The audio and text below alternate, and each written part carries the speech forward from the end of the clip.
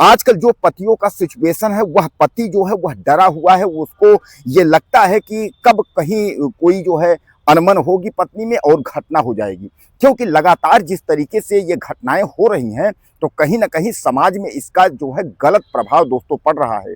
और इसके लिए जो है कुछ न कुछ जो है संस्कारों में या कहीं जो सामाजिक जो बंधन है वहाँ कहीं ना कहीं कुछ कमी नजर आती है। तो कहने का तात्पर्य यह है कि यह जो घटना है यह गुड़िया उर्फ चमन कुमारी का है।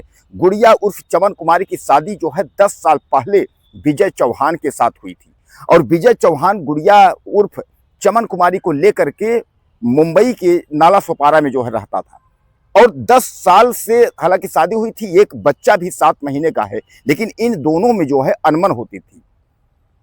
हालांकि हर घर में होता है, हर परिवार में होता है, हर पति पत्नी में होता है, लेकिन अब जो घटनाएं सुनने को मिल रही हैं इस तरीके का नहीं होता था कि इस तरीके घटना की अगर पत्नी से विवाद हो तो वह अपने प्रेमी का सहयोग लेकर के उसके बाद पति की हत्या कर दे। लेकिन लगातार इस समय घटनाएं हो रही हैं, जैसा कि आप देख रहे हैं महीनों 2 महीने में जो है दर्जनों से ज़्यादा घटनाएं इस तरीके की हो गई कि पति पत्नी में अनबन हुआ तो वह प्रेमी का सहारा लेकर के और पति की हत्या करवा दे रही है। दोस्तों, चमन कुमारी उर्फ गुड़िया, जैसा मैं आपको बताया कि गुड़िया उर्फ चमन कुमारी और पति जो है नाम आपका विजय चौहान, यह दोनों जो है अच्छी जिंदगी थी, अच्छे से यह लोग रह रहे थे। और मैं आपको बता दूं कि जब इनकी मृत्यु हुई है, यानी जब इन लोगों ने पति को मारा, उसके पहले बीमा का पैसा आया था। बीमा का पैसा 6 लाख रुपए जो है उसका बीमा जो है पूरा हुआ था। उसके पहले भी उसके खाते में 2-4 लाख रुपए थे और जहां नाला सोपारा स्थित घर था वह भी चमन कुमारी के नाम से बताया जा रहा है कि वह भी घर था चमन कुमारी के नाम से विजय चौहान यानी उसका जो है पति ने कर दिया था। दोस्तों, 7 बजे जो है जब सुबह 7 का बजने का वक्त होता था तो विजय जो है चमन कुमारी का पति जो विजय है वह चला जाता था अपनी ड्यूटी पर और वह जो है देर रात तक जो है ड्यूटी करके आता था। और इतने में जो है एक मोनू जो है विश्वकर्मा यानी मोनू शर्मा के नाम का एक व्यक्ति है जो बीएससी का छात्र भी है और 20 साल उसकी जो है उम्र है, 20-22 साल, उसी से जो है चमन कुमारी का संपर्क हो जाता है और संपर्क इतना बढ़ जाता है कि दोनों का जो है मिलना जुलना हो जाता है और उसके बाद जीने मरने की कस्में खाई जाती हैं। दोस्तों, आज तक तो आपने देखा था जीने मरने की कस्में खाई जाती थी पति के लिए कि हम शादी करेंगे, हम दोनों साथ रहेंगे, जीने मरने की कस्में खाएंगी। लेकिन चमन कुमारी उस गुड़िया ने जो है मोनू जो विश्वकर्मा था उससे जो है जीने मरने की कस्में खाई। उसके बाद इन दोनों ने प्लान बनाया कि क्या करें, इसको जो है निपटा दें, यानी पति जो है विजय चौहान को किस तरीके से इसको निपटा दें। हालांकि मैं आपको बता दूं कि उसका जो भाई था यानी विजय चौहान का जो भाई था अजय चौहान, वह भी वहीं रहता था और मिस्त्री का काम करता था, वह भी उसी इलाके में रह करके। उनके चाचा भी यानी परिवार के कई लोग जो है मुंबई स्थित अगल बगल जो है वो रहा करते थे। अब दोस्तों, यह कहानी यही से शुरू होती है कि जब गुड़िया उर्फ चमन कुमारी का प्यार बढ़ जाता है यानी मोनू से, तो उसके बाद मोनू और यह दोनों जो है प्लान बनाते हैं। प्लान बनाने के बाद जो है अब अपने पति की जो है यह हत्या करवा देती, यानी गुड़िया जो है मोनू जो विश्वकर्मा है उसका सहयोग लेकर के अपने पति की हत्या करवा देती है। दोस्तों, यहाँ सवाल जो है अब यहाँ खड़ा हुआ, सवाल खड़ा ये हुआ कि यहाँ जो है जब पुलिस के गिरफ्त में यह पकड़े गए तो पुलिस को यह बता रहे हैं, गुड़िया यह बता रही है कि मैंने अपने पति को जहर देकर के मारा है। लेकिन वही जो है दूसरी ओर वह कह रहा है, मोनी विश्वकर्मा जो है वह कह रहा है कि चमन कुमारी जो है वह सब्जी लेने के लिए गई थी, वह घर पर नहीं थी और मैं इसके घर पर मैं गया था और उसके बाद जो है इसके पति से हमारी बातचीत शुरू हुई। बातचीत के बाद जो है बातचीत बढ़ गई और जब बातचीत बढ़ गई तो हमने जो है उसका गला घोंट करके जो है मार दिया है।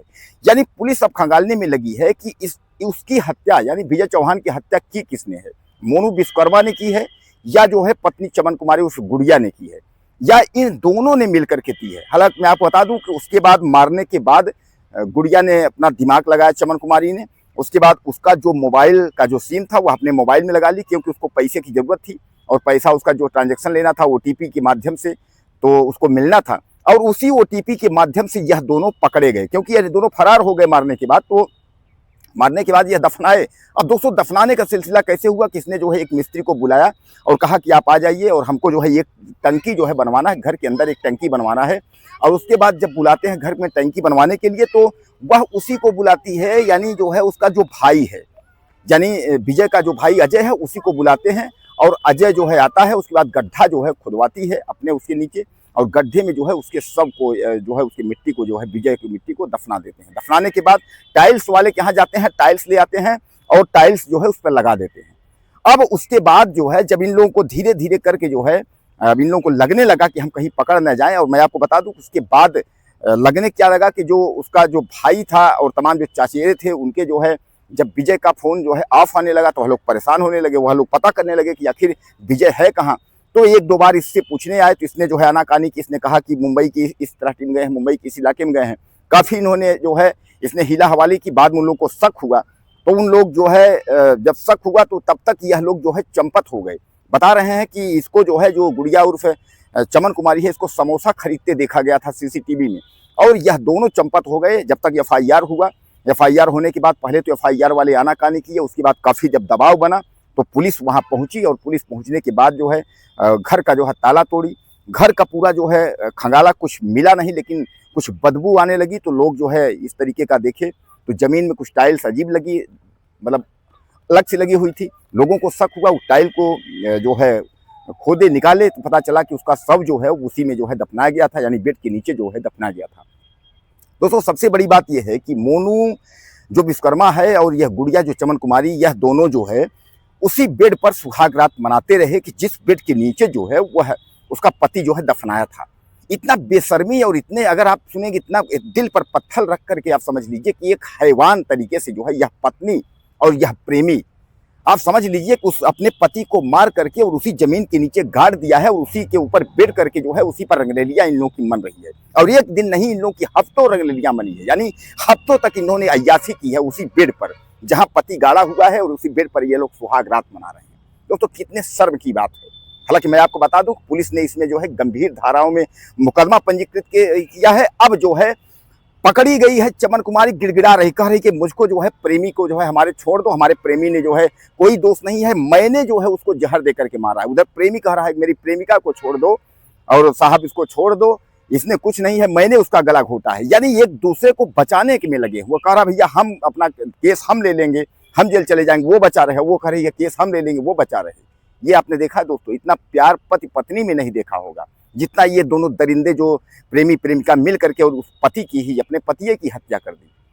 तो दोस्तों कहने का तात्पर्य यह है कि अब इसको मैं आपको बता दूं कि इसको होगी फांसी, यानी गुड़िया जो चमन कुमारी है ये लटक जाएगी। अब इसको कोई माई का लाल बचा ही नहीं सकता। जिस दरिंदगी से इन दोनों ने अपराध स्वीकार किया है, और पुलिस अगर अच्छे से पैरवी कर दी तो आप समझ लीजिए कि मिट्टी में मिल जाएगी। गिड़गिड़ाए तो रही है, गिड़गिड़ा पुलिस से गिड़गिड़ा ही रही है कि साहब अब तो मरी जाएंगे, मर तो गई ही है। तो कहने का तात्पर्य ये बर्बाद हो गई। अब जो है हो सकता है फांसी हो, उसके पहले भी कह दे कि साहब फांसी से पहले जो है हम अपने प्रेमी के साथ एक बार सुहाग रात मनाना चाहते हैं, एक बार प्रेमी के साथ सोना चाहते हैं।